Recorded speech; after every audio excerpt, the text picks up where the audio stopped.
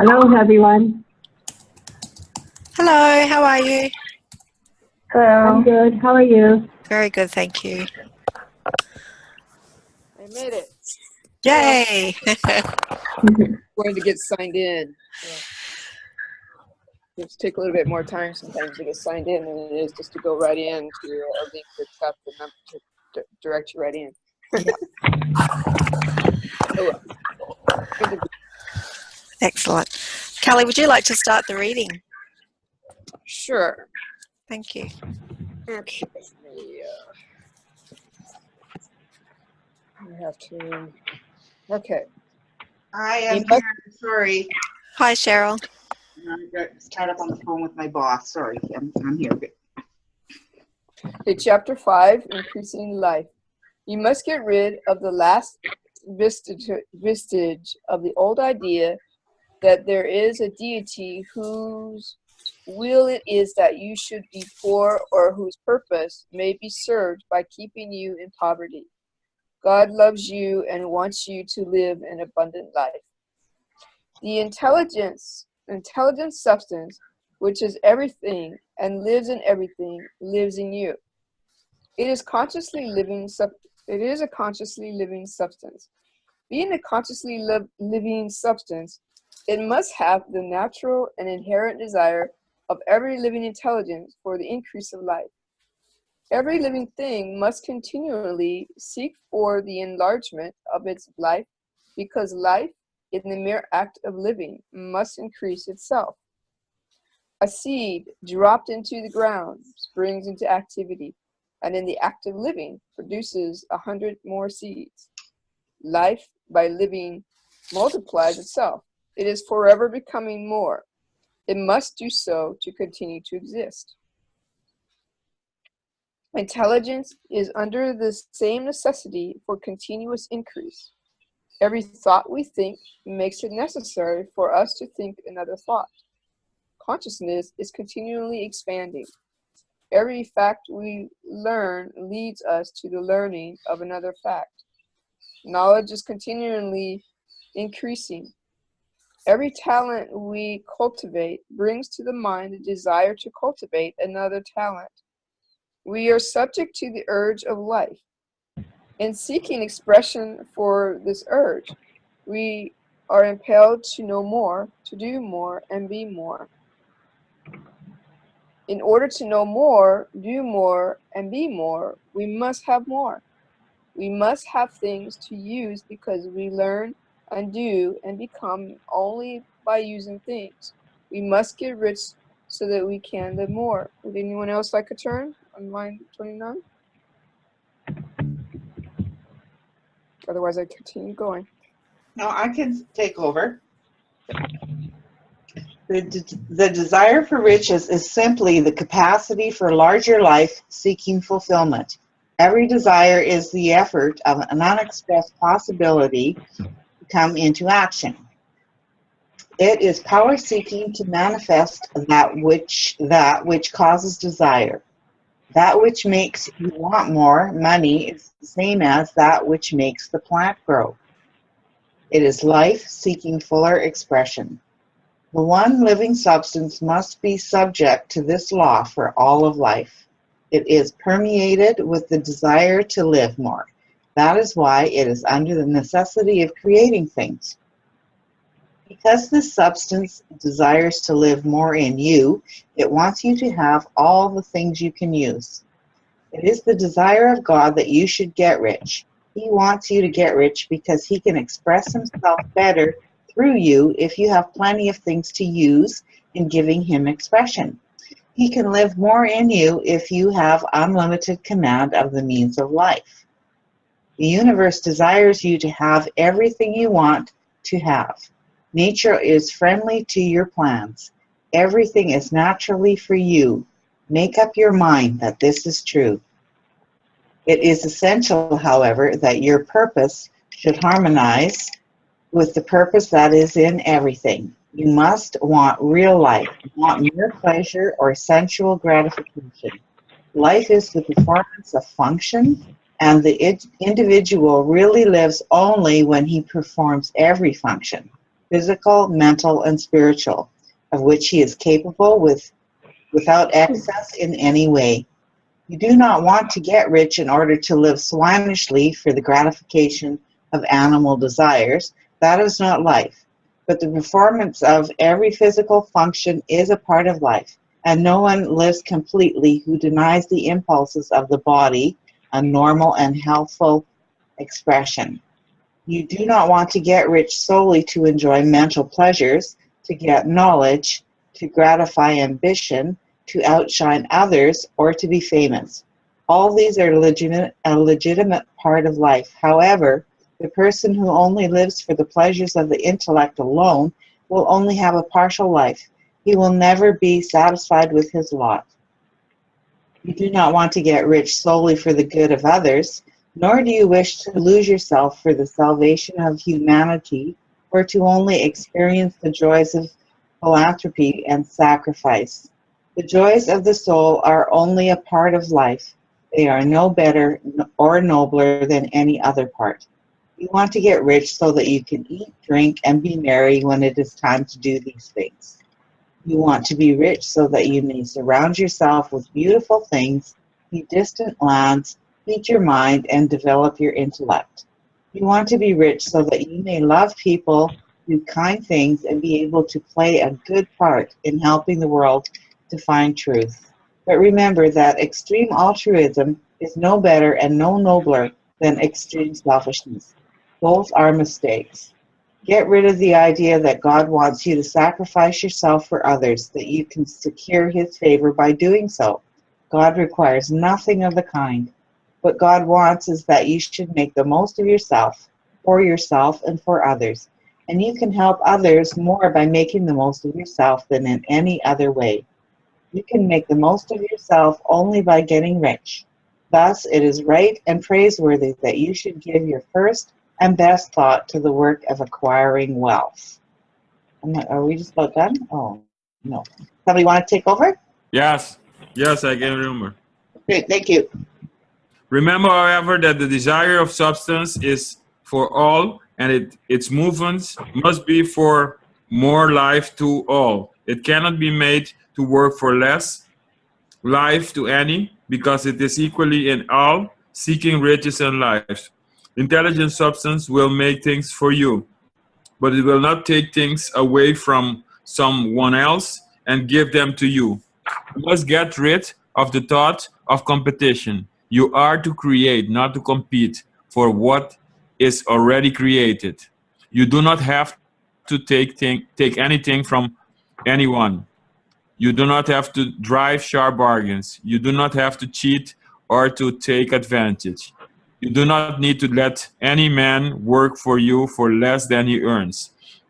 You do not have to covet the property of others or to look at it with wishful eyes. No man has anything of which you cannot have the like, and that without taking what he has away from him. You are to become a creator, not a competitor. You are going to get what you want, but in such a way that when you get it, every other man will have more than he has now.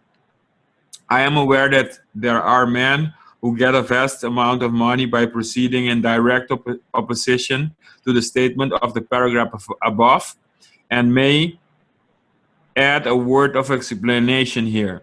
Men of the plutocratic type who become very rich do so sometimes purely by their extraordinary ability of the plane of competition, on the plane of competition, and sometimes they unconsciously relate themselves to substance in its great purposes and movement for the general racial upbuilding through industrial evolution.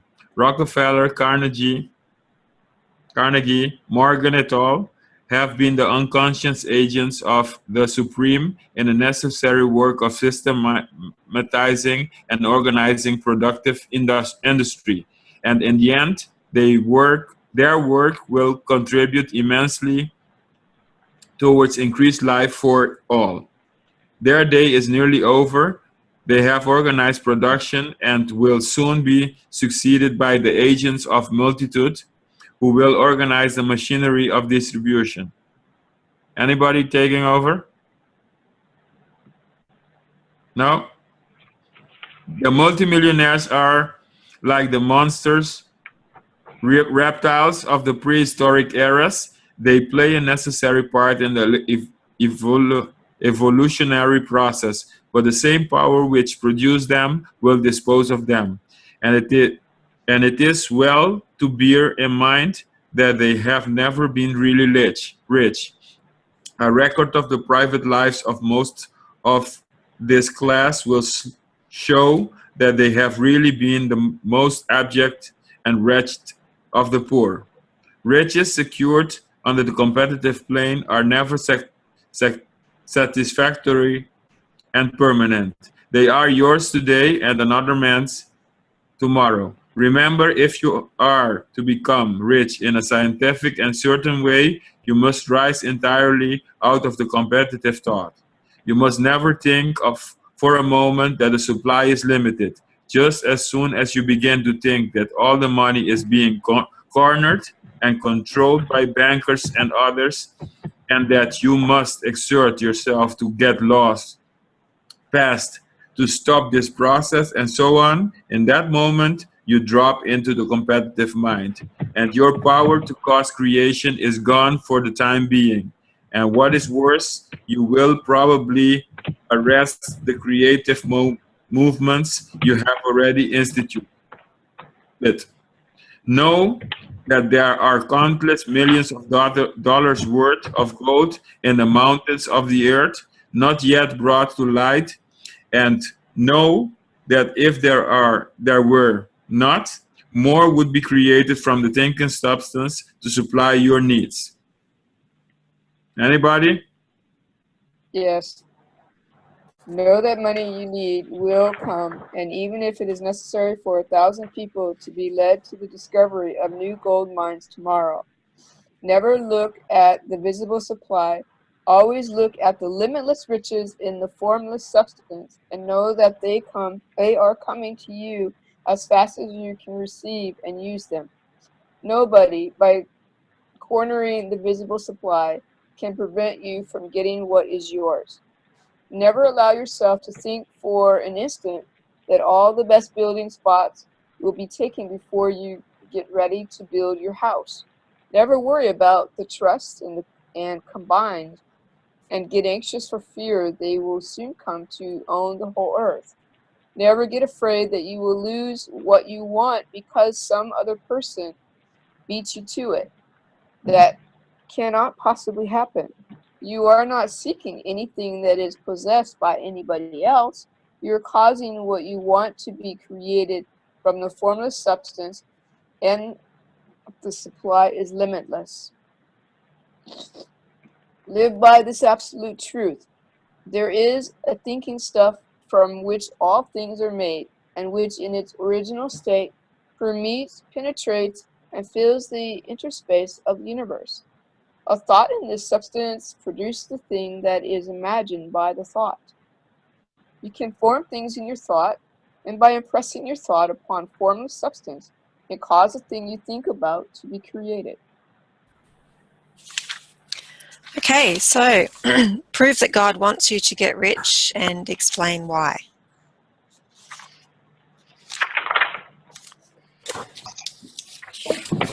Interesting.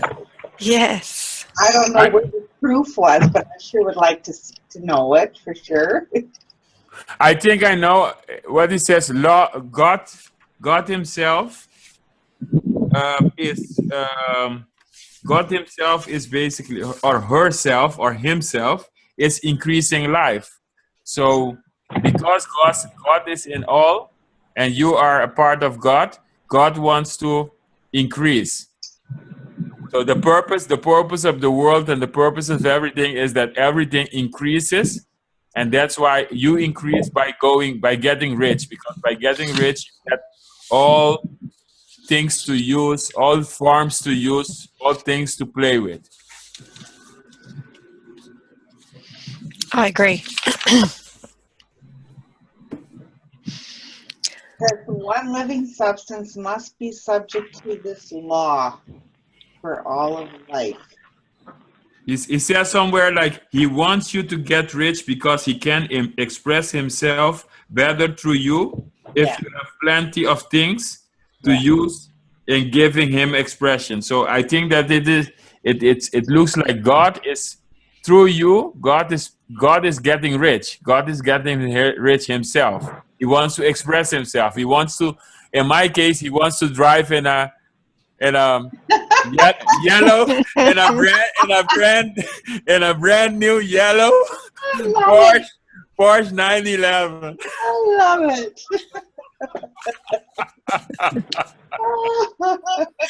I let somebody else speak. I mean, God wants to drive the Porsche Carrera for sure. Love it. And that's we actually should true think because about it that way. in line 5 it says, the intelligent substance which is in everything and lives in everything lives in you. It's a conscious living substance. Being a consciously living substance, it must have the natural inherent desire of every living intelligence for the increase of life. So it does have every desire that you have because you are it. So it does want to drive around in a yellow Porsche.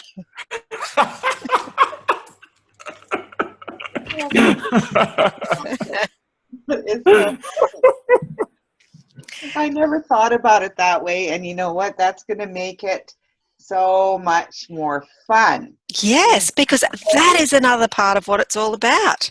Yeah, Expansion and fun and the enjoyment of life. and to have fun with the universe, not be so serious all the time. Exactly. I love it. Exactly. And it's the feeling, it's the vibration that we create for the universe that that is the expansion for it. It becomes the vibrational equivalent of the vibration that we're giving off. And if we've realized this desire of driving around in this yellow Porsche, imagine the vibration that we'd be giving off if that was our, real huge desire, which obviously it is for Rooney, sorry. Exactly. And just to picture that God is driving around with you in a yellow Porsche. That's just fantastic. I don't have to do it for myself. I have to do it for God. That's right. That's even better, Ruby. You are have a way with words. I have something I'd like to contribute. Thanks, Kelly. In looking at this, and speaking of this of God, it's almost like like conversing about it, and with the question, it's like there's something outside myself, but then perhaps that's just only a perception, because I think of it as it's like another way of looking at it would be, we are one with that God substance and being in that divine intelligence, and so therefore it permeates in and acts as in through us and as us when we are in alignment with it. Yeah, Therefore, are that. Kelly, can I tell you a secret? What's that? Okay, this is going to sound a little bit crazy, but I think we are God. I think we are angels.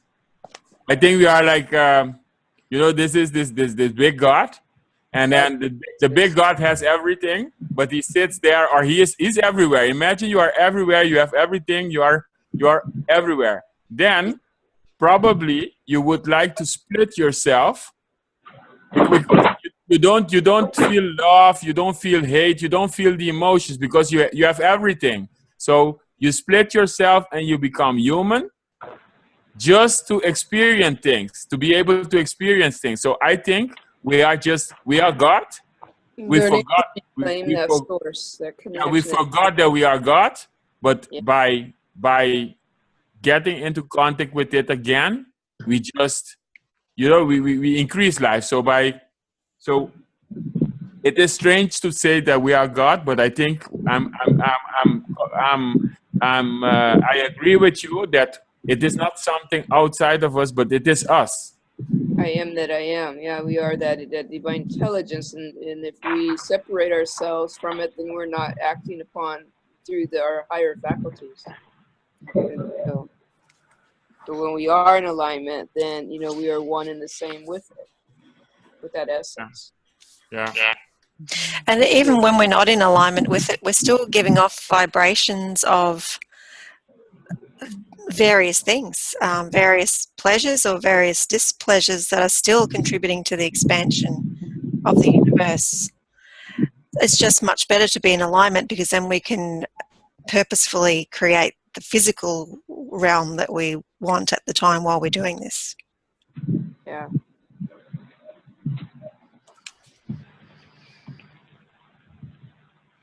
And how do we tell we're in alignment? By our results. If you're on course or not. So really the way to tell whether you're on course is by your emotions, because that's the indicator of your vibration. And that's the indicator of how close or far away from alignment you are with what you've set up vibrationally. Makes sense. So if you're feeling happy and fantastic, it means that you're in alignment. If you're feeling discouraged and depressed, you're not in alignment with what you want.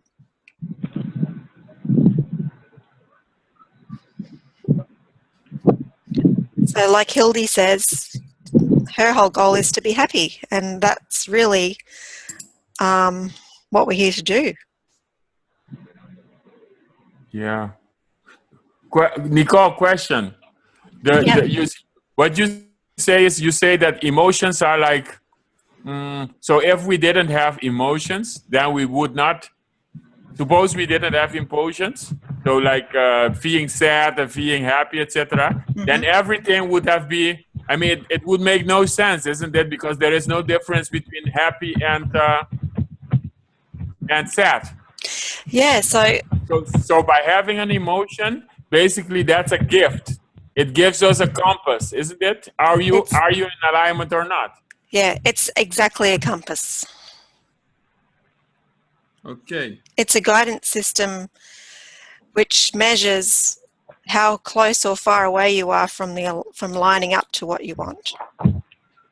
Also, our body gives us clues, messages too. If we're, in alignment with the emotions, how we feel in our bodies, with the emotions, they're both they give us messages, give us clues. It's up to us to learn how to recognize our body language in that way, so that helps to know whether or not we're in alignment or not, or if we've got a lesson that we're still to be working through to get to where we really want to be, and so on.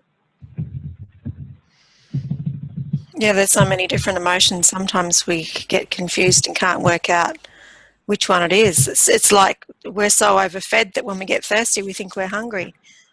We get so busy in life that we misinterpret what's actually going on. But if you bring it back to basics and just think, well, there's positive emotion and there's negative emotion. If I'm feeling good, I'm in alignment. If I'm not feeling good, I mustn't be in alignment. I must be thinking thoughts that are far away from what I really want.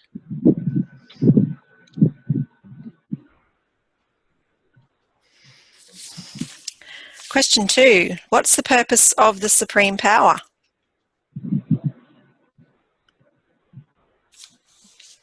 I've been browsing here, and I'm not sure I can find the answer to that. To expand life. Yep.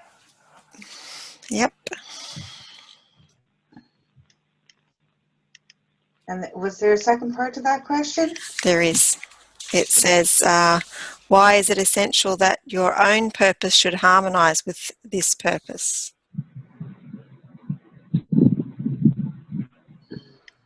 Well, you must want real life.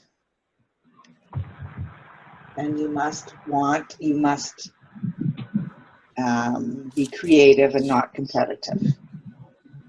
Then you want to have experience real life, including the physical gratification, and also intelligence, I guess. mental pleasures, knowledge, ambition, and it's even saying to outshine others and be famous. That's not something you want to just go for, but all of them are legitimate parts of life. So you need to live for all of those pleasures. Yeah. Also, if you are yourself, your true self, and it doesn't matter what other people say or think, then that makes you more harmonized and be more of what you want, be better at what you want. So I believe that the more you get good at what you are really happy with, you can go really far. You can go further than, so for example, if and this is common, parents want their kids to be a lawyer or a singer or whatever. But the kid needs them to do something else. He or she will succeed in the law firm, like Sandy. Sandy is a perfect example. She succeeded in the law firm, but she's succeeding more what she's doing now because that's her true self. So I think when you harmonize with what your purpose is, what you really enjoy, so if I'm to be a dancer and I do perform dancing and I continue with that, well, I'll go further with my true self. Yeah, good point. And it says, so you want to get rich so that you can eat, drink, and be merry when it's time to do things, so that you may surround yourself with beautiful things, see distant lands, feed your minds, and develop your intellect. So that's kind of the purpose of getting rich, right? And that's in harmony with what we're meant to do. In line 30, it talks about every desire is the effort of an unexpressed possibility to come into action. So if you have a desire, then there's something there that's wanting to be expressed, obviously from the greater consciousness through you. So if you have a desire, that's something there that's needing to be expressed for the expansion of the bigger consciousness. And then it goes on to say that it is power seeking to manifest that which causes desire. So that's kind of an unusual sentence. It is power seeking to manifest that which causes desire. So the power within you is seeking to manifest the thing that's causing you to desire, or the thing that you are desiring. Exactly. Yeah. And then it says, that which makes you want more money is the same as that which makes the plant grow. So I thought that was interesting. That which makes you want more money is the same that makes the plant grow. So is it the expansion is inspiring us to want things for its own expansion, or for our whole, as a whole, our expansion? That's how I'm kind of reading that, Nicole, is that it's the universal mind that is impelling us to want more money. It's not something that's just like selfish inside of us. It's from God. I see it also like this. If you think of becoming a great dancer, ballet dancer, just the moment you think that means that it's already there. You see, so otherwise you will not think about it. So the moment you think about the great ballet dancer, that's basically something, you know, it's what it says.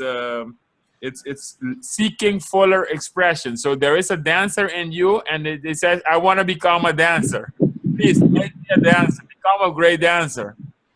You see, so it's nothing. It's when you focus on that, then when you focus on that and you see and you feel good good thoughts and good feelings, then you are on course. You understand? So if you just think like, okay, I want to become a dancer, and it doesn't touch you, then it doesn't touch you. The emotion doesn't touch you. So hey, you are not on course. But if you think like, hey, wow, this is a great dancer. I always wanted to become a dancer, and you get enthusiastic, positive emotions about it. That means that it is just you hit something like life seeking fuller expression. So if you focus on the ballerina in yourself, then you make it happen. It's a dream that wants to be realized. So each positive, in summary, each positive thought that motivates you, that inspires you, is actually life seeking to become reality. Because we are sitting here and we want to become rich, that is also life seeking a way to become rich. Yes, Good point. That a lot. So either money or being a ballerina, it's not being selfish. It's just you want to utilize that desire and go further. It's not removing from anybody. It's just making you more happy, make you more vibrate. Yeah, it is. I think somebody has a microphone. We heard the whole time. I do not know. Might Do be you hear that? might be the phone, maybe. You hear that? Yeah. I would just. Hang on. Let me try this. There we go. I've just muted. I'm not quite sure who it is on the phone, so you'll need to unmute yourself to talk. When you were talking then, Helena, I was kind of feeling like it's like happiness is almost like our reward for doing the right thing. It's almost like a reward system. So when you're following your dream and that's making you feel happy and you're causing expansion, it's like you're getting a little reward of happiness. Yeah. That you're doing the right thing. That's your thing that you need to do for our expansion is to become a dancer, and I'm going to reward you with happiness so that you stay on that right track. Mm-hmm. Not saying that's the way it works, but just saying that's an interesting. That's good. That's good, Nicole. That's good.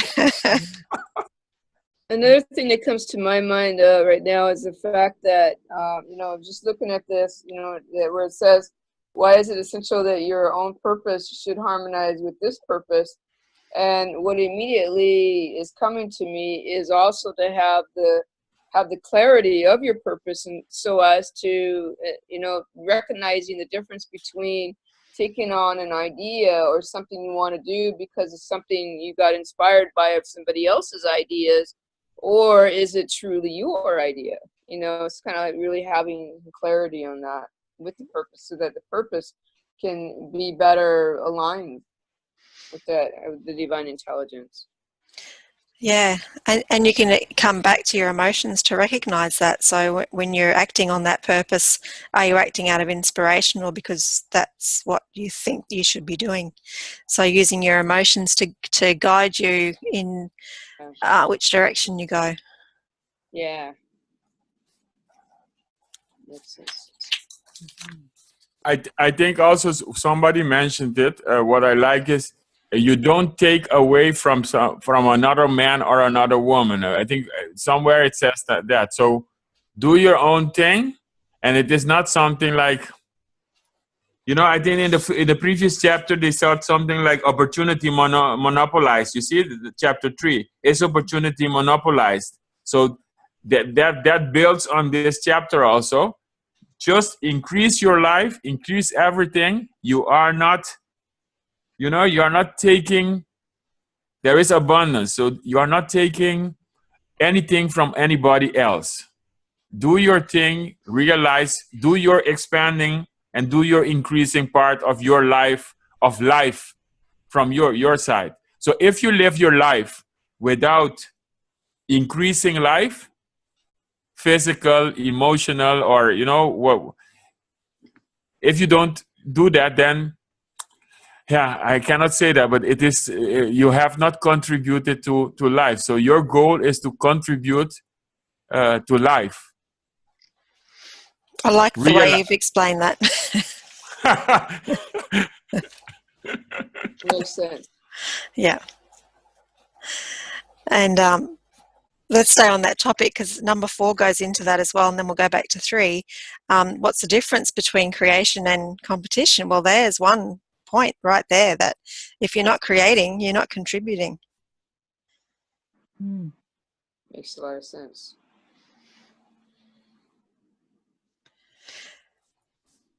Besides the fact that, sorry, go on.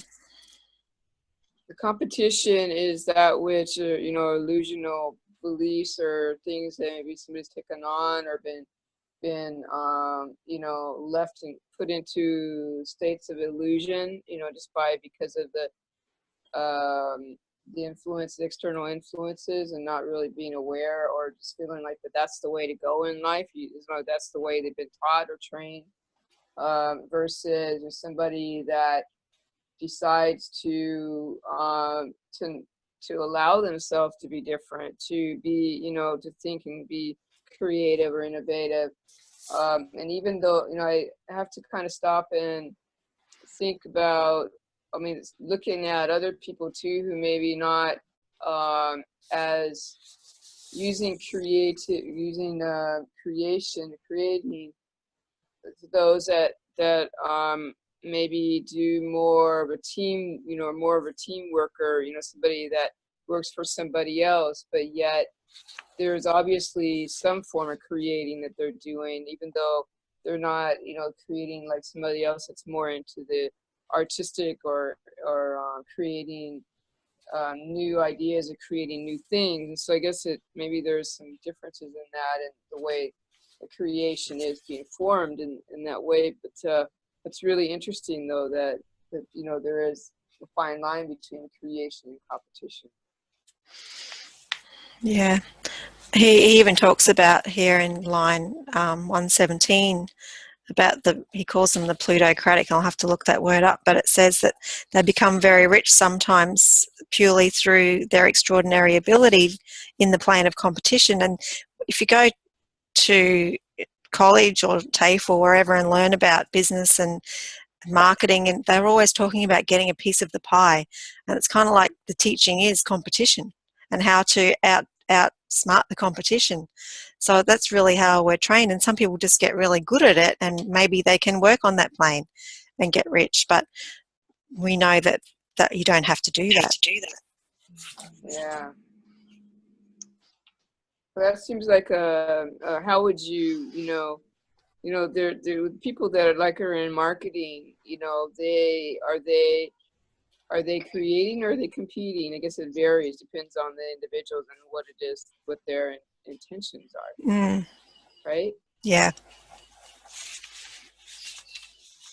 And you'll attract to you whatever your intentions are and whatever vibration you're giving off. I think competing is taking away. So the moment you take away and you think like, I'm taking away from you, Nicole, and you can't have it. But if I'm creating, then I'm saying, okay, Nicole can be I don't know, did you want to become a ballerina, Nicole? Never. Well, what's your dream? And creating would be whatever Nicole wants, and also I am driving in my car. So it is like we can both have it. So it is not I drive in my car and you can't have your car, Nicole. So you can become the other person can become a ballerina. Kaylee can become I think Kaylee wanted to become something with words, because Kaylee I talked to Kaylee. So we can all create something new, and it doesn't take anything from the other one. And while when you're competing, you're thinking like, okay, I have this Porsche, Rooney has this Porsche, nobody can have it anymore because there is only one Porsche. Yeah, and isn't it interesting that we all want different things? So the expansion works really well in that way. Yes. Yeah. But I have a point. For example, like I find that everybody plays a role in business anyways, in marketing. And I find that the people that are the most successful are the people that are themselves. So for example, if we look at all the singers, like the successful singers, they are who they are. And if I love Celine Dion, for example, and when she sings, it's her. It's her inside out. You know what I mean? What you see inside is what you see outside. I find that the most successful people are the people that are themselves. They're not pretending they're somebody else. Yeah. I think.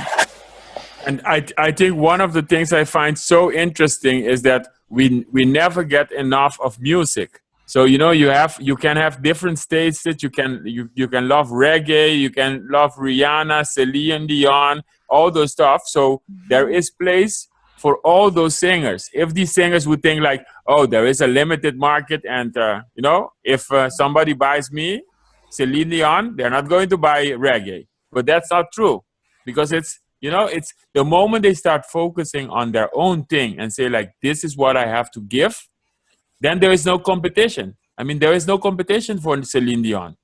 Yeah. Actually, there is no competition for. There is only one Celine Dion. There is no competition. You're too funny. Good point. That was a good example. Yeah, very good. And we also do that to ourselves a lot in a negative sense, where we compare ourselves with someone else and we say, well, I'll never be able to do it like they can, or there's 100 other people doing this. You know, what's going to make me any different to be able to contribute to that? But if it's a desire within you and you just, like Helena said, be yourself and do it as yourself, of course there's going to be a place there for it, because you wouldn't have the desire otherwise. Like that being me to be free. You know? Yeah. Sure. We really hold ourselves back a lot by comparing ourselves to other people. And we forget that we can create whatever we want, and there's always a space for what we want to create. And it's a perception that we create, isn't it? We think we know, but we really don't. All right.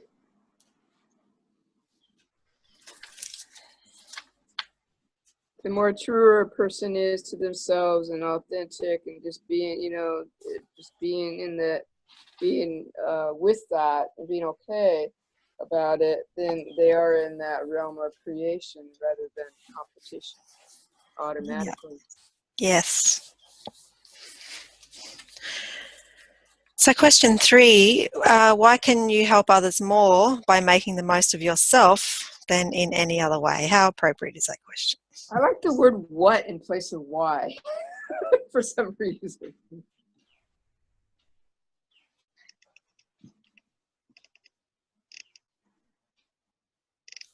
Oh, what way can you help others more by making the most of yourselves and Yeah. it would, so it makes Why me are wonder we helping others more? why. Yeah,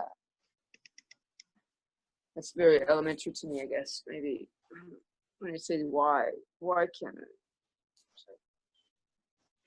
And we've kind of just been touching on that a little bit. Mm-hmm. Yeah. And by following our own individual expansion, we're contributing to the expansion of the whole, right? Makes sense.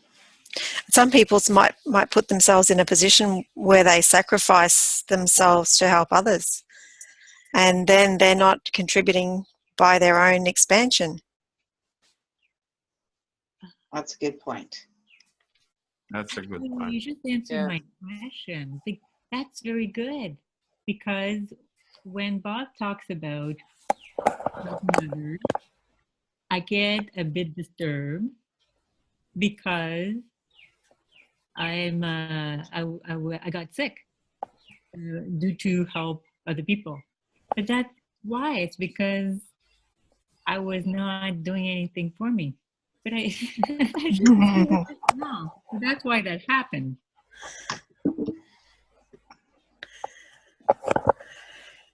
Yes, and the way we react to other people gives us a vibration that's going to manifest within ourselves.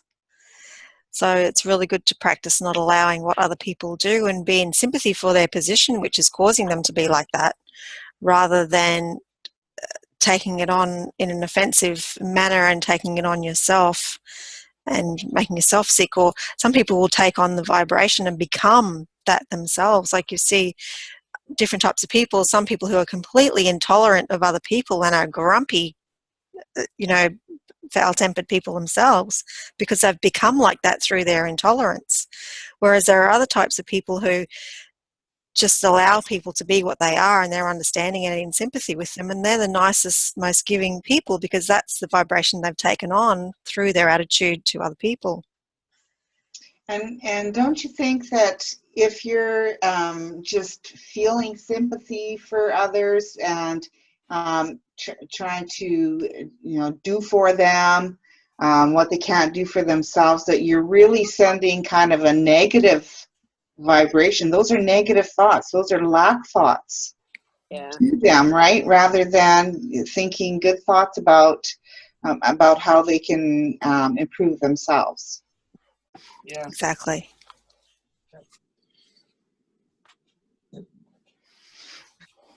And another thing is showing by example. A lot of people don't want to hear how they can improve themselves. I think they're doing okay the way they are.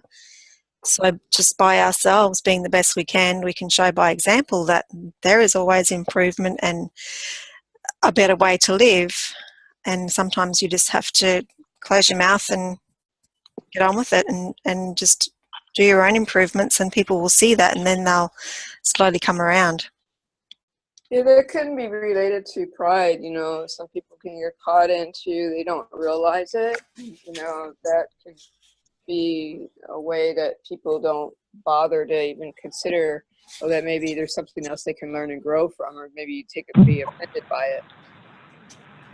I had another thought about why it's important for us to become abundant, and how that helps others, helps the world, is because if you become wealthy, then you can spend your wealth and spread it around the world. So you're increasing the wealth of the world. So you're able to buy services from someone and that helps to increase their wealth.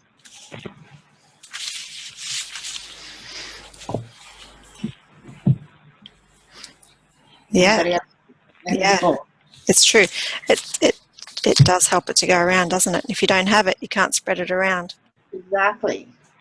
So by increasing your wealth, you're increasing the wealth of the world. As long as you're not hoarding it, I guess. Yeah.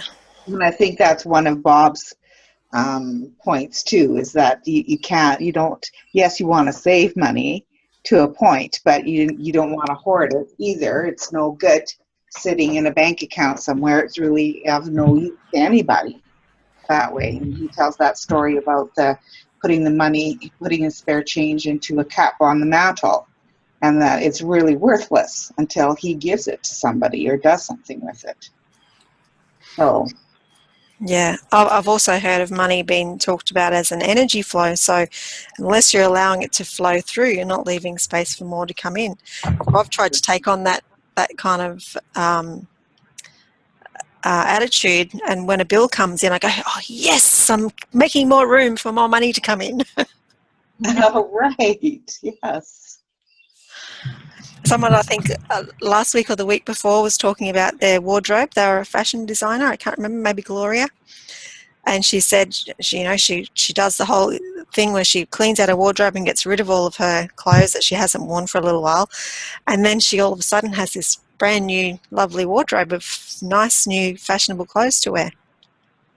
Right, yeah. Right. Yeah. Because a void always has to be filled. Isn't that wonderful? Yeah. Yeah. And the hardest thing, it says the joys of the soul are only a part of life, and they are no better or nobler than others. You want to get rich in order that you may eat, drink, and be merry, and get rid of the idea that God wants you to sacrifice yourself for others. So he wants that you should make the most of yourself for yourself and for others. And you can help others more by making the most of yourself than in any other way. You can make the most of yourself only by getting rich. So it is rightly and praiseworthy that you should give your first and best thought to the work of acquiring wealth. Yeah, so, but that's true. And what I remember from Bob, and you were born rich, is that his aunt had these terrible drapes. And he says, why don't you get rid of them? And she argued. And finally, when she finally removed herself to get rid of them, before you know it, she had a whole new renovated home with brand new drapes, new furniture, everything. I love that. I love that story. Yes. So yeah, if we can take on that attitude with money, we might find more Yeah, that fun. was on page 33. Yeah, and that was why we can help others by making the most of ourselves, because we are the example. We are the mirror, the reflection of it gives hope to everybody else. And the desire for substance is for all, and its movements must be for more life to all. It cannot be made to work for less to any, because it is equally in all, seeking riches in life. Isn't that beautiful? Yeah. Yeah. Yeah.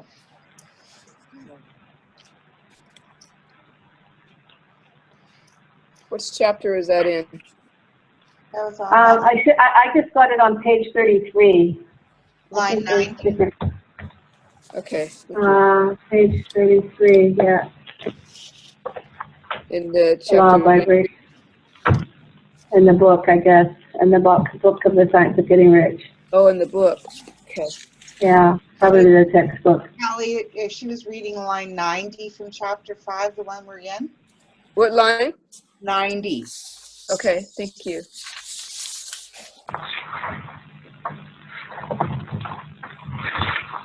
Yeah, I love this chapter. I just absolutely love this chapter because it just it makes everything so like Beautiful. beautiful and gives you so much hope. You're going like, there's no way that it's not coming to me, because it's here. It's right here that's telling me nature is on my side. I love it. There's also the plant. The plant is growing. So the person who just spoke, like you like this. Cheryl. What is it? Cheryl, Cheryl. Yeah. Cheryl, you are like a plant. So the next time you move, you see a plant, you see a beautiful garden full of roses, then what you can say is those roses are me, and I am the roses, because the same thing which lets the roses grow and become beautiful, that's the same force also seeking expression. So the roses just wanted to become beautiful roses, you see? And they don't think like us, like, oh man. The roses they chose to become roses, and they just go for it, and they do it. They have a path, they have a goal.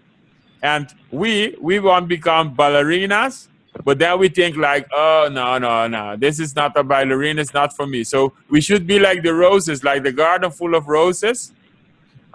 I think that's why the nature, when you sit in nature, you remember yourself and you connect to yourself, because you connect to the same power.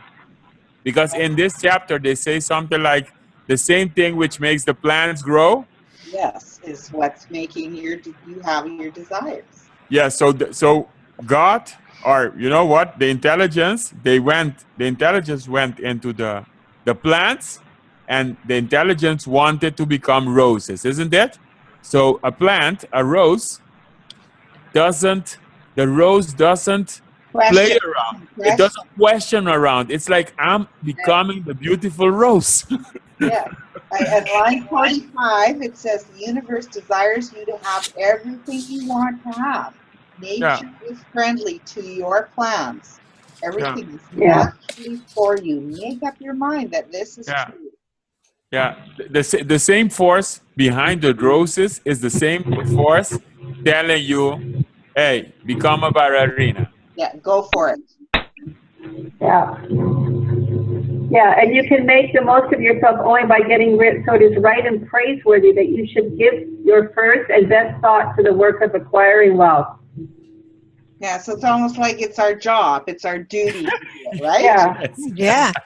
So we can share it with others. Isn't that beautiful? Mhm. Yeah. Yes. Absolutely love this. It's your job, but the job is love. Yeah, yeah. You know what's interesting is the intelligent substance will make things for you, but it will not take away from someone else and give them to you. It's like, well, the flower grows, like you were saying, or the grass. So we must get rid of the thought of competition. You are to create, not to compete for what is already created. Isn't that wonderful? You do not have to take anything away from anyone. You do not have to drive sharp bargains. You do not have to cheat. So because everything is already created, it just isn't in the physical form. Mm-hmm. And also you don't need to stress because no one can take anything away from you that you have put into a vibrational form that's ready to be turned into a physical form. It's already there. You've created it in its spiritual form. You've created it in the intelligent substance. So it can't be taken away from. It's impossible. Right. Incredible. Yeah, it says that not possibly happen. Never worry. And never allow yourself to think for an instant that all the best building spots are ready before you get ready to build your house. And then it goes on, and then it says, and never get afraid that you will lose what you want because some other person beats you to it. That cannot possibly happen. Isn't that just the most comforting thought? Yeah, it is. It is.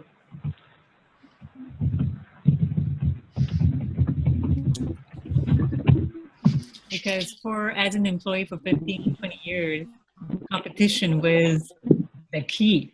Yes, exactly. And that's a kind of a natural world or business world we live in, that you've got competition, you always got to find a way to be better than the next person. Yeah. And it's not a peaceful feeling, is it? No. No, it creates fear. It's a fear-based vibration, actually. It really is. Because, yeah, because you're afraid that you're... Oh, did we lose you? I think the sound's dropped out. Yeah, we lost a few people, it looks like. Yeah, that was strange. I'm here. Oh, Could hopefully be we'll- overtaxing with having the Skype on and any other browser tabs open.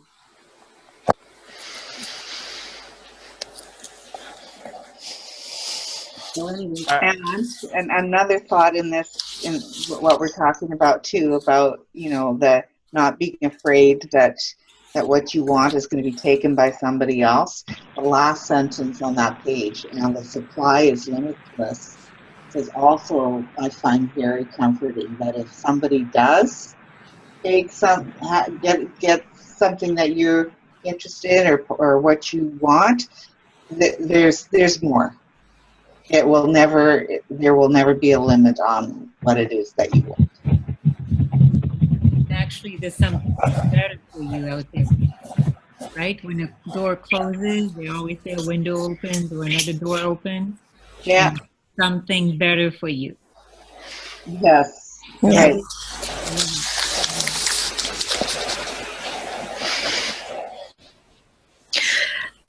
So does anyone have any last points? And I might stop the recording and we can open up for masterminding.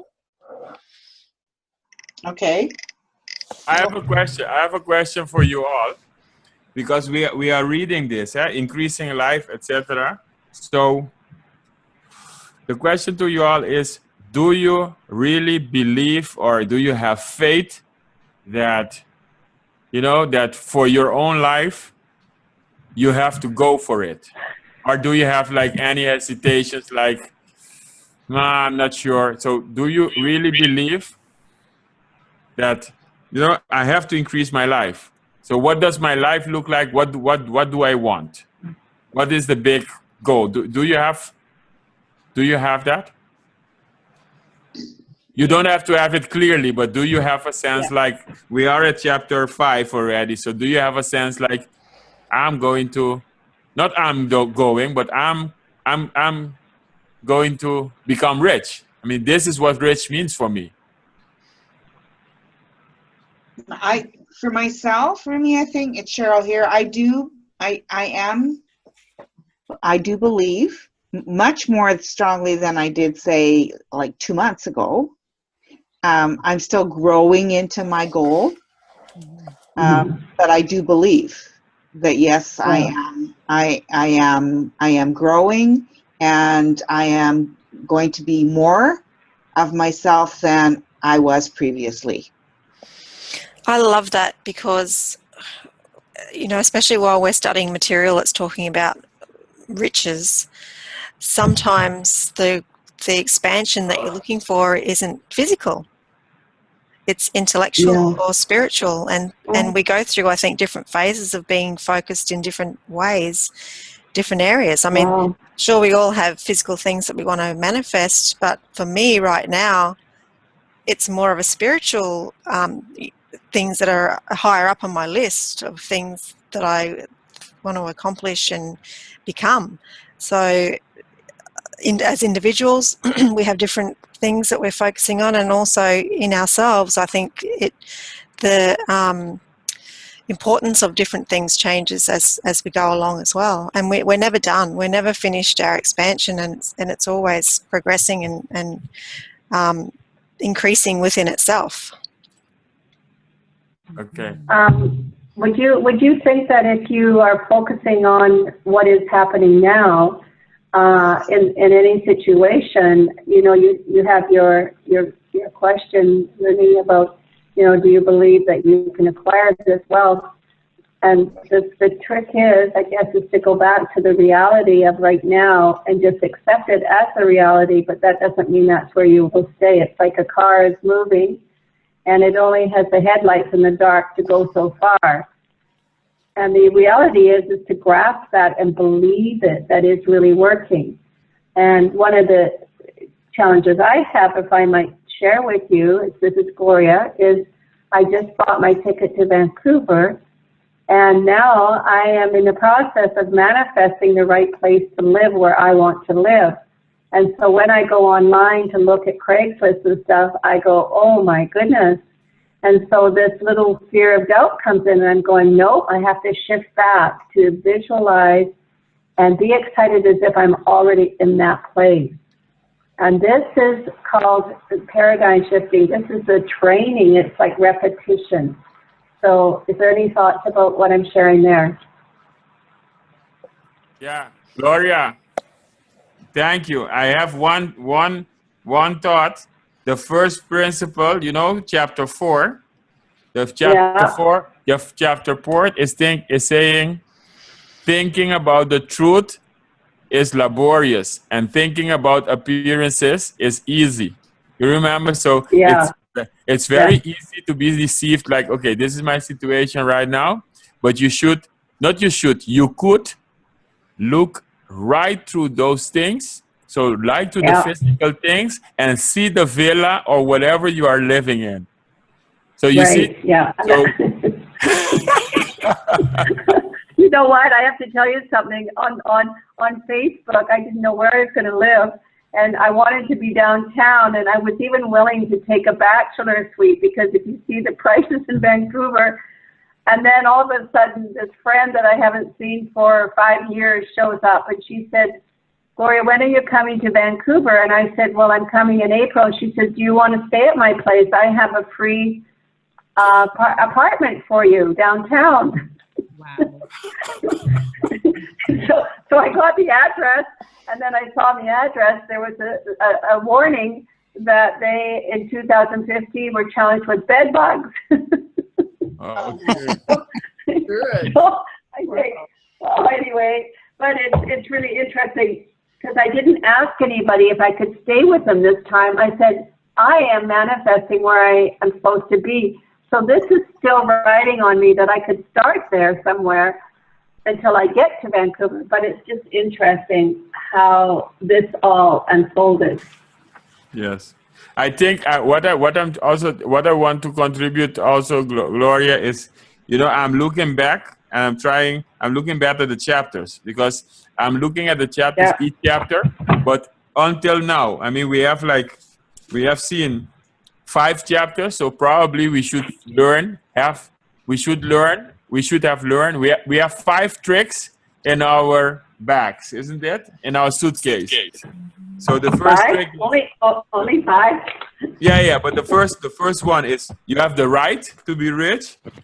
The second is there is a science. So there is a science, like a thing, which a procedure, if you follow it, it is like, algebra. It always fits. So there is a science. And the next one is opportunity monopolized. No, there are many opportunities, Gloria. And your opportunity for your house is always there. And then the thinking, chapter 4. I think that chapter 4 is also big. I continue to read that chapter 4 over again. And now the next one is, so the thinking, you should think through all the things, you should focus. And then the 5 is, our goal is to increase. So I think. Oh, right. Yeah, thank you. That's so awesome. Thank you so much for that. So there's no way we are not going to get rich. Mantra. Yeah, the mantra, back and forth, wearing out the pavement. No, I'm kidding. But that's great. Thank you so much. That's really encouraging.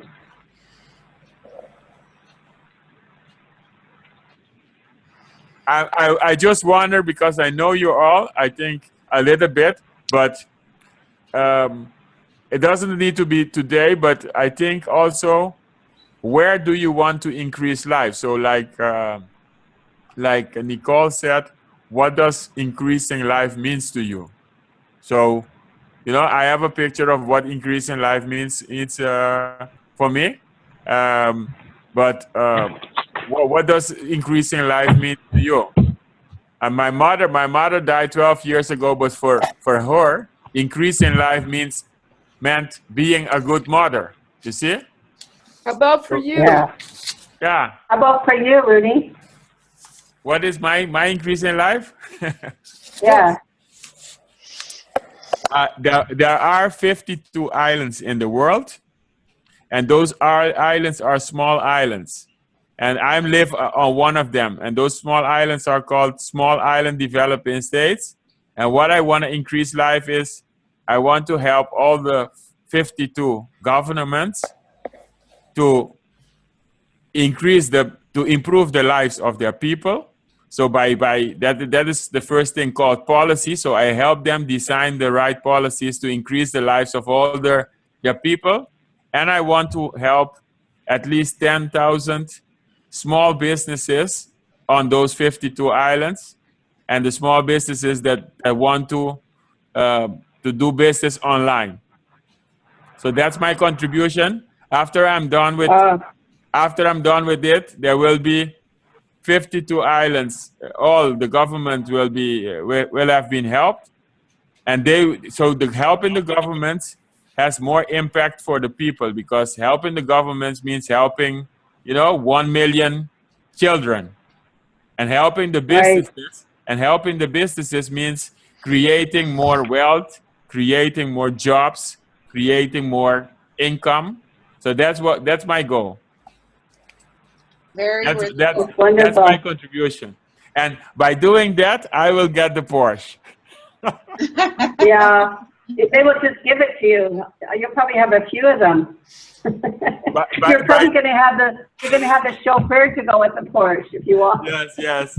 So, but I'm also with I think Serenity and Rita. I'm in this Facebook group, and it tells every day you have to be positive. So I just wrote my vision, like, by doing that great work, giving them the service and the value, I'm not focusing on the money, you see. So I'm trying not to focus actually on the money, because in the first chapter it's saying like give and contribute to the world, and then the money will come. So I'm kind of, my wife doesn't like that always, but it is something like, don't focus on the money first. I'm focusing on realizing this thing, and I know that maybe the 1 million or the 50 million or whatever, and the Porsche, those are small contributions compared to this.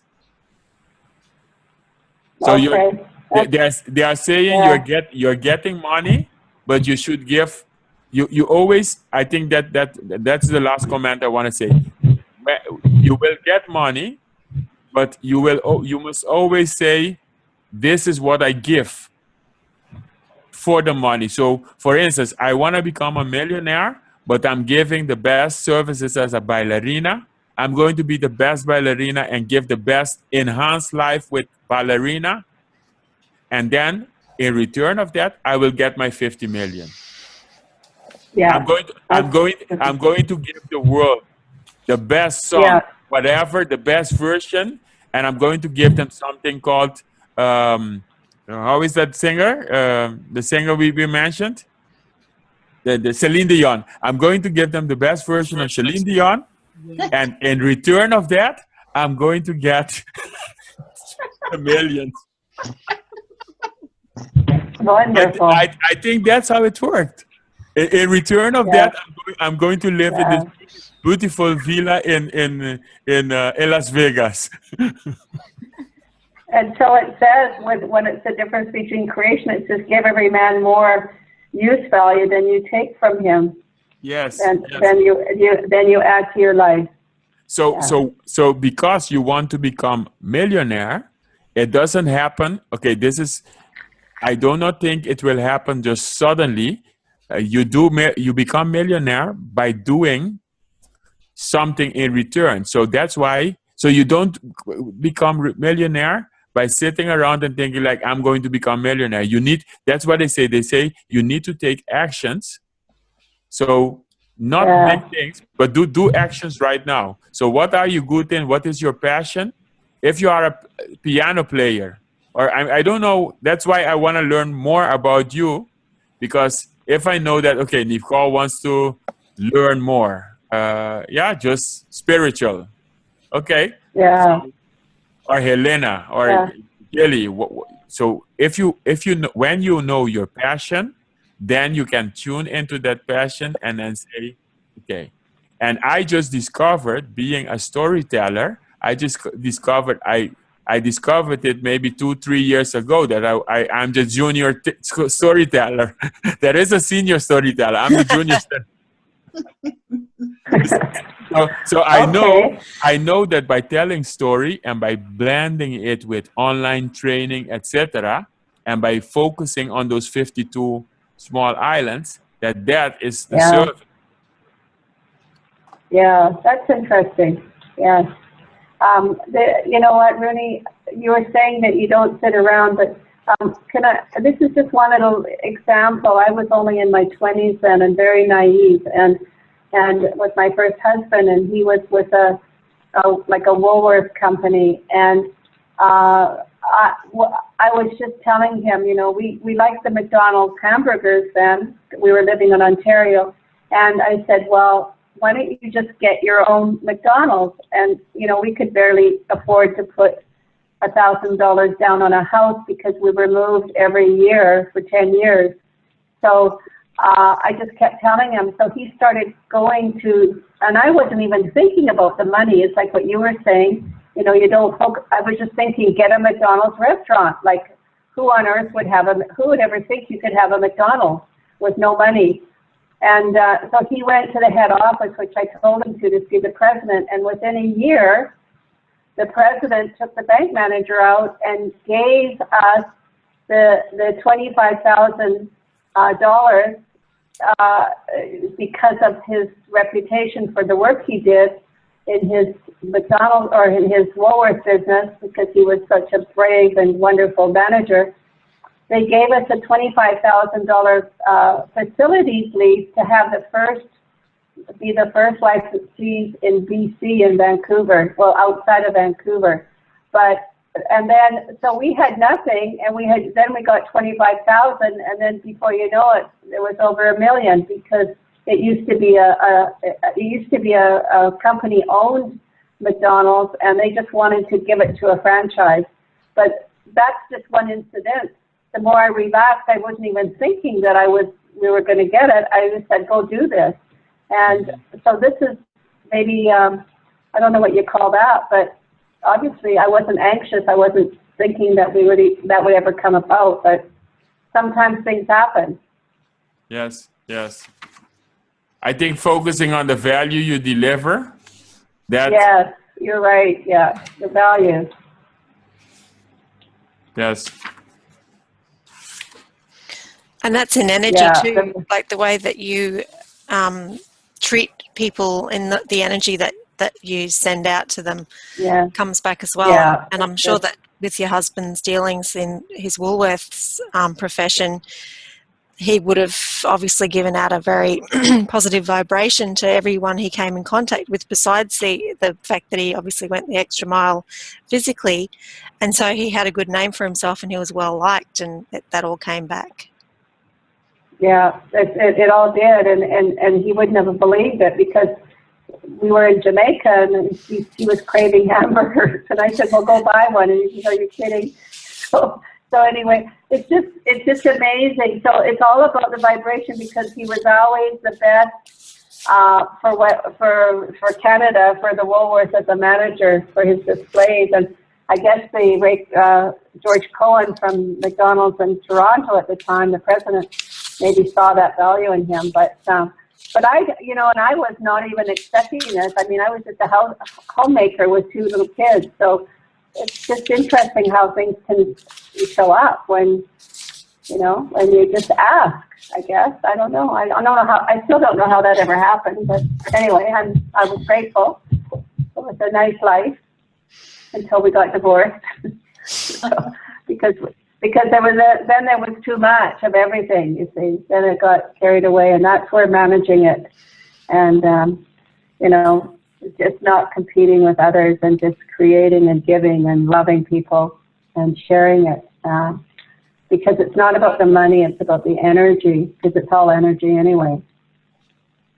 I think in March, I'm reading a book, and in March I'm going to give a webinar, and the webinar is going to be called Creation Circle. And the Creation Circle is a book.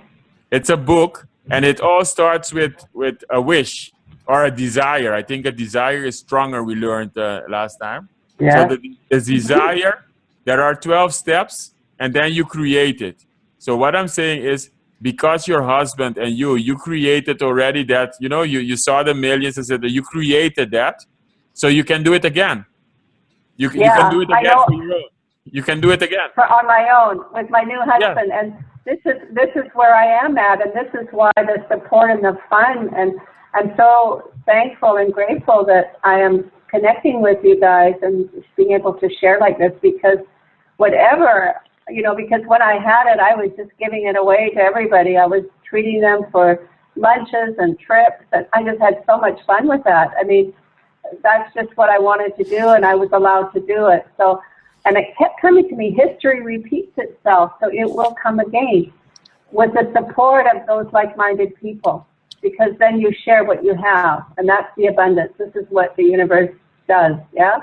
It's like big... Yeah. Only pick up desire. Pick a desire.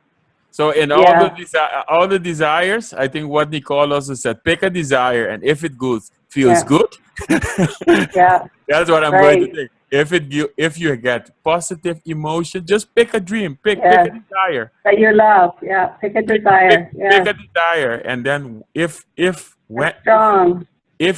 it feels good emotions, like you're excited, then you are going, and the next thing you focus on it, and by picking the desire, you start a creative circle. So each time you pick up desire, you start a create. So some people they pick a desire and they start the creation circle, and then they go to step 2 and they say, no, fear. I fear this. Yeah. So the moment, but you should focus on the desire and continue with the desire. Make the desire sharper and you see? So I picked, in my case, I picked the desire, a big desire, which is 52 islands. I'm only living on one of them. And people can tell you are crazy. How is it possible? 52 islands around the world. So I'm picking the desire, and the only thing through this course and reading with you guys, I'm focusing on desire. I'm saying like, this is true. And I'm, like we said, painting the next version of the desire. So I picked the desire first. There are 52 islands, and I'm focusing on the 8 islands of the Caribbean. And where do I have to visit them? I'm visiting them with holidays, etc. So I'm living it. So basically, pick the desire. By picking the desire, that is life trying to experience itself, and by focusing on the desire and don't let it hold, it pick it and hold it in your arms, and by looking at your heart and say like, hey, do I feel good? I feel good. That means that I'm on the right course. I'm going to continue with this. And then the desire you picked will become clearer. You will see it all over the place, you see? That's what happened with the cow. We picked the cow and we said, we want to see the cow. And suddenly the cow started. Actually, the way that you're talking about desire, that was a really good lesson I learned last week with the cow, because on the first couple of days, we were really excited about our experiment and cows were turning up. After a few days, we forgot to think about the cow because we had no desire for cows. Yeah. And the cows went away. Yeah.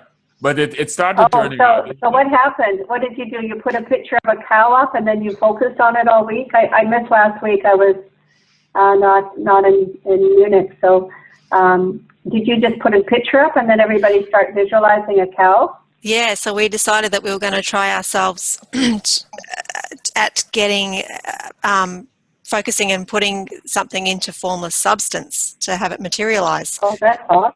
So we decided on something neutral. And in the first few days, cows were turning up, but I noticed myself that after the first couple of days, when the excitement of the experiment worn up and it had started to happen, that I kept forgetting to think about the cow, and halfway through the day I'd go to myself, oh, that's right, the cow, and I'd stop for a couple of seconds and picture the cow, and then I'd carry on. So they kind of stopped. I had a couple of little other appearances of cows that weren't really worth mentioning. Like I just finished listening to Louise Hay's work, and I decided I'm going to try this mirror work. So I was standing in front of the mirror saying, I love you. And I looked down and I'm wearing a nightshirt with a milking cow on the front. And I said, oh, that was a message. Yes, you do love you. Funny. You're on the right track. Well done. Here's your cow. Oh, I love it. Oh, that's so beautiful. Because for me it was, I didn't visualize the call all the time, but I thought I practiced the things. I practiced the things of the 4 chapters. You see, I said like, there's going to be a cow, and I'm just putting the cow like now. The cow is going to be realized. And I thought about the cow certain things. You know, when I was doing the dishes, because I still do the dishes here. And then I thought about the cow. And then suddenly I go to the refrigerator, and normally I just drink something. Not this time I drank milk. I never drink milk. I drink milk, and I look at the milk. I say, this is the cow. The cow is like in my face. But I want to. Oh my gosh. Oh, yes. wow. So I never drink milk, but this time the cow was there. I think waiting for you. Yes. And I think, and it was a happy cow. The cow was like, hey, I'm here. And then what I noticed that. So cute. So cute. I think what is possible, but it happened like 2 days. So I didn't visualize the cow all thing. I thought about the cow. You see, so I thought about the cow, and I thought there's going to be a cow. But I think the cow the cow is just a proof.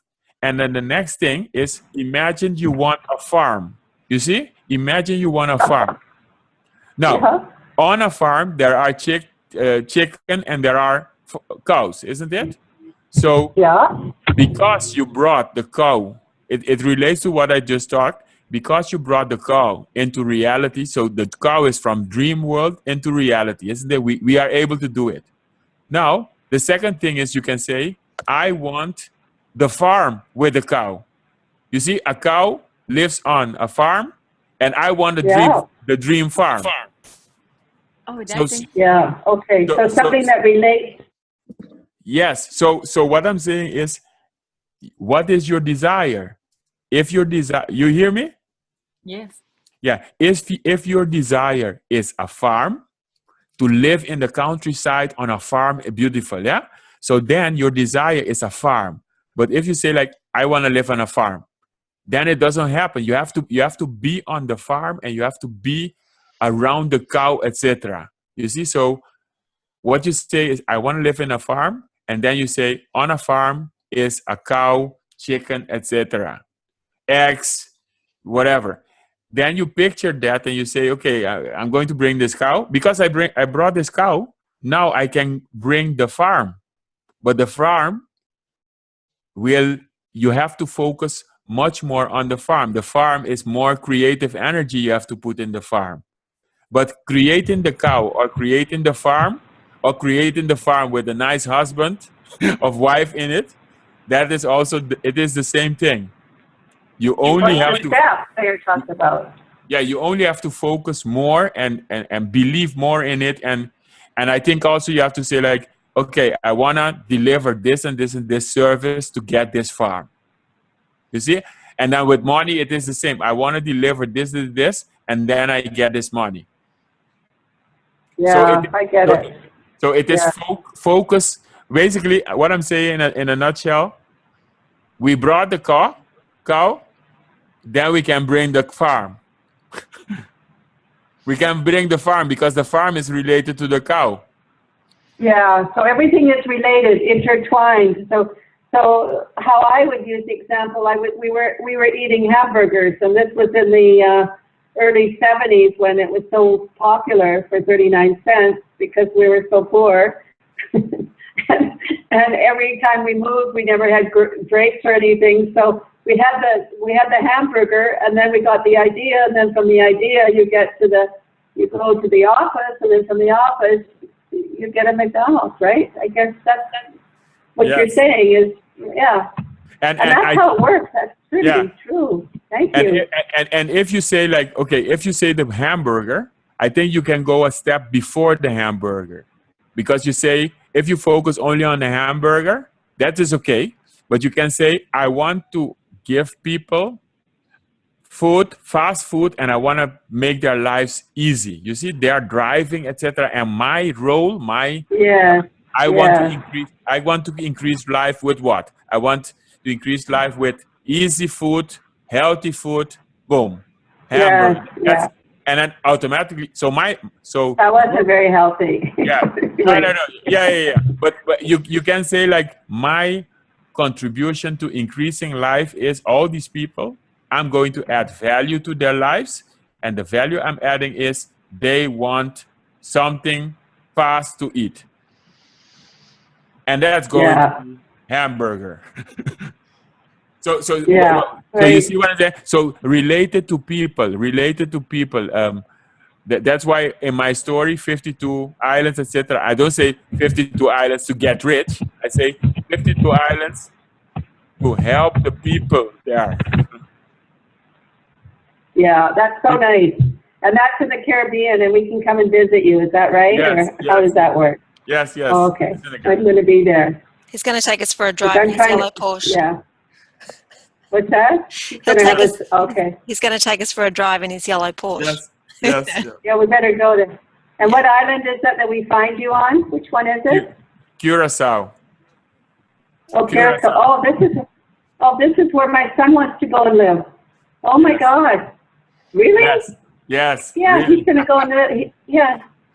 Is that Cakes and Carols or something? Is that called Cakes and... No, this is Take called some pearls? curacao. It's curacao. Curacao. I will Oh, write. carousel. Yes. Yeah, send it over. Because remember, we have that retreat in December with Dr. Ned. He's from Antigua, and it's in St. Lucia. Yes. So my goal is, so that's maybe something if you really, really like something and you want to be there, then everything will show up. What an exercise.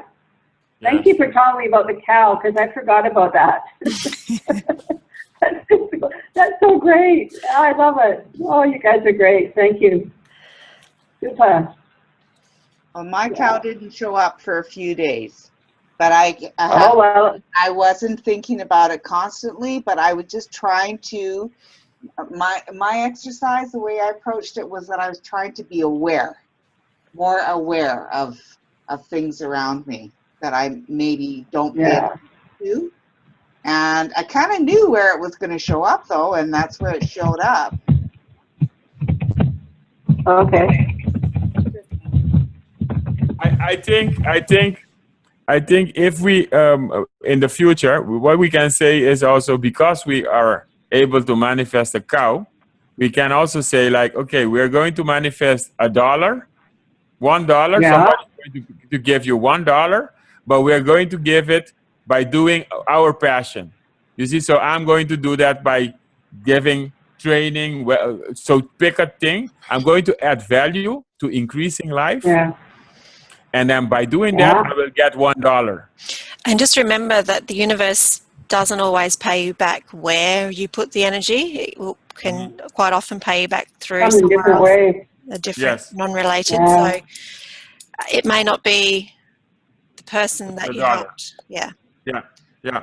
But the dollar will show up. So would you like to do that this week? Yeah, so for each of us, by doing your passion. So first, increasing life. That's a suggestion, Nicole. So by increasing life, so pick something like, I want to become a ballerina or whatever. I'm going to do something in that field.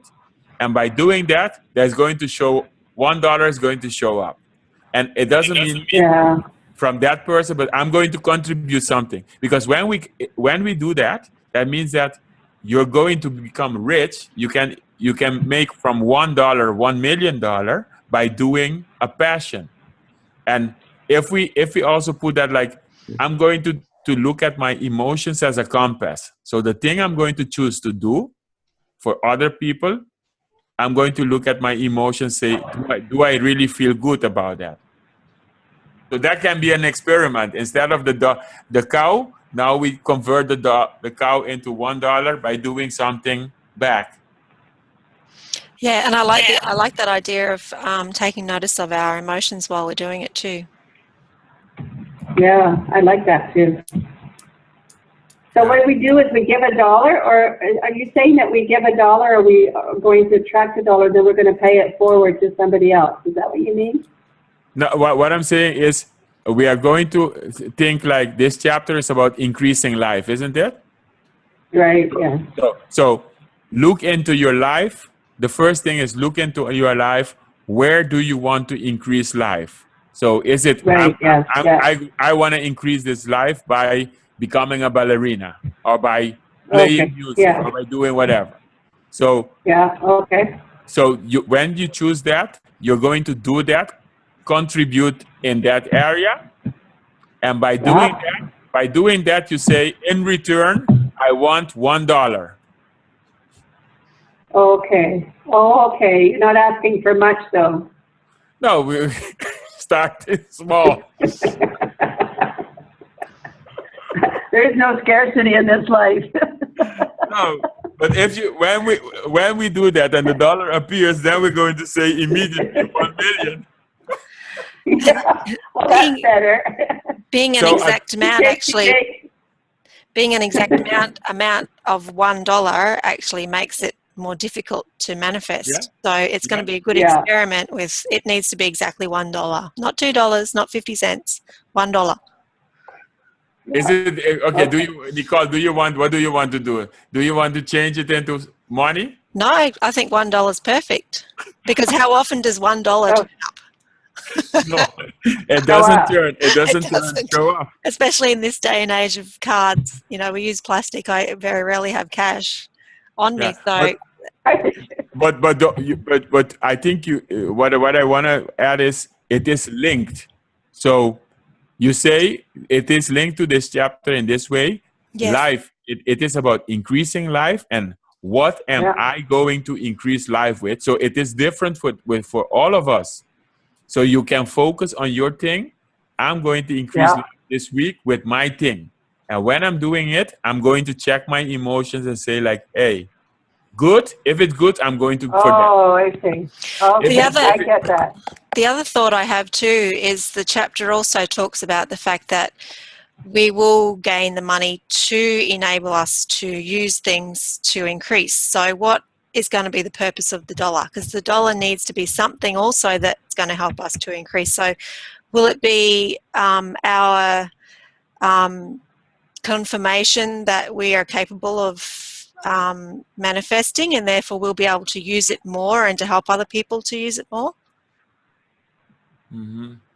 You know what I mean? Do you say, Nicole, do you say like, there has to be the purpose of the dollar? Yeah, because otherwise why would we need the dollar to expand? So the dollar could be for us our confirmation from the universe that yes, we're on the right track. And then we can use that to share with each other and other people to encourage them to be able to do the same. So that's the purpose of the dollar. I'm going to give the dollar to my niece, to my nephew. Yeah. Okay. Yeah. Okay. And I'm going to, who am I going to give it to? Somebody else, somebody in a coffee shop, so they can buy it to go towards the coffee or something. Yeah, that's what I'll do.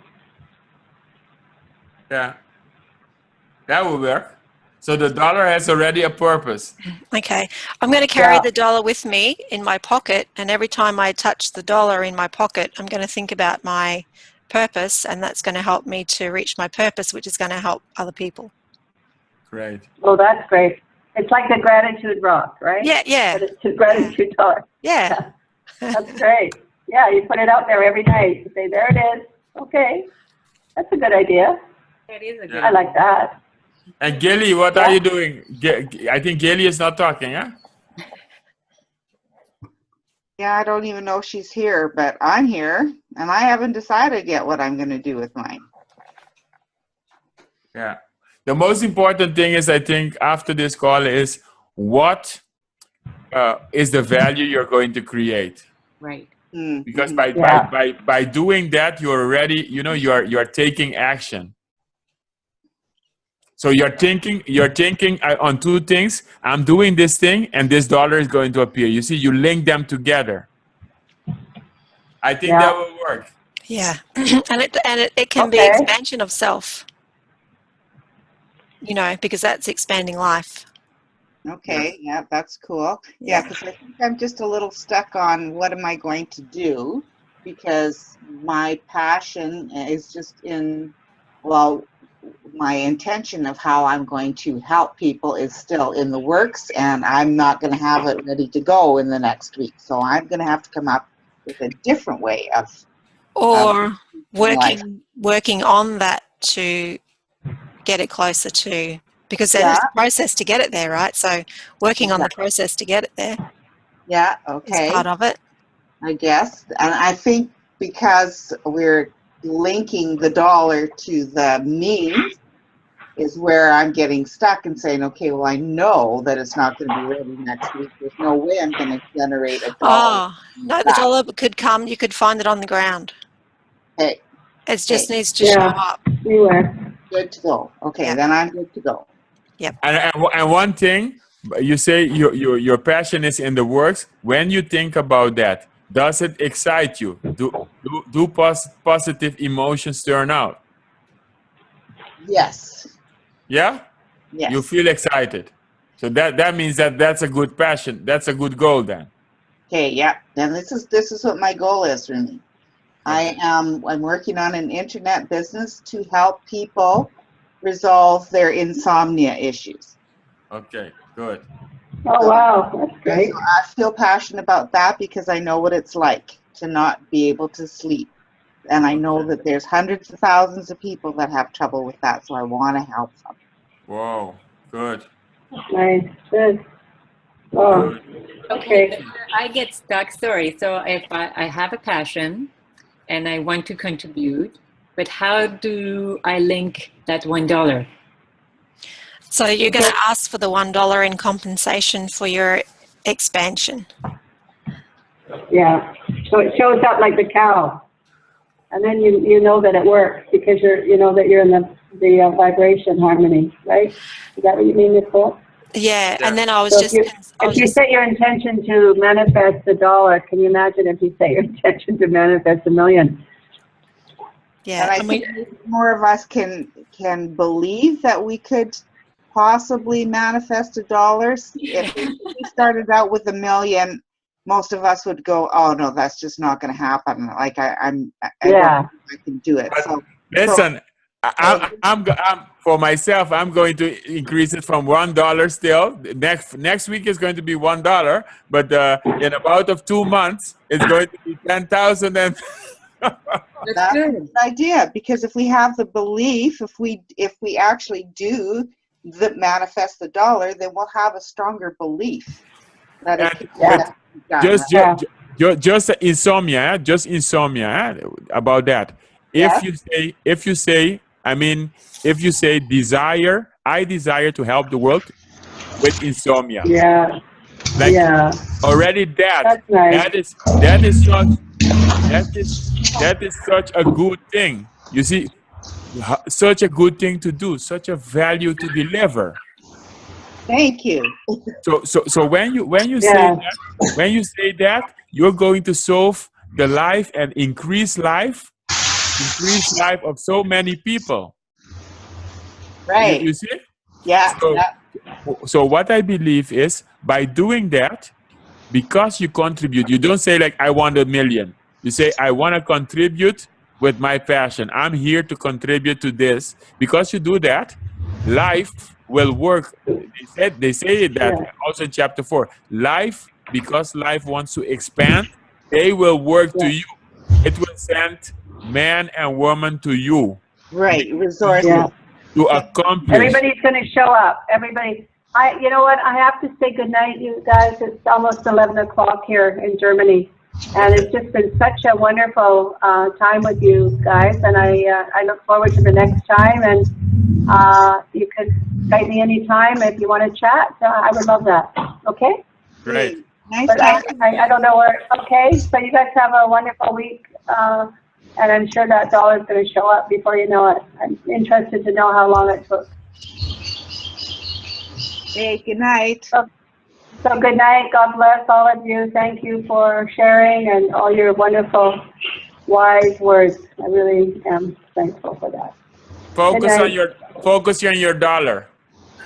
Yeah, I am. Okay, I'll let you know. Okay. Good night. Night. Good night.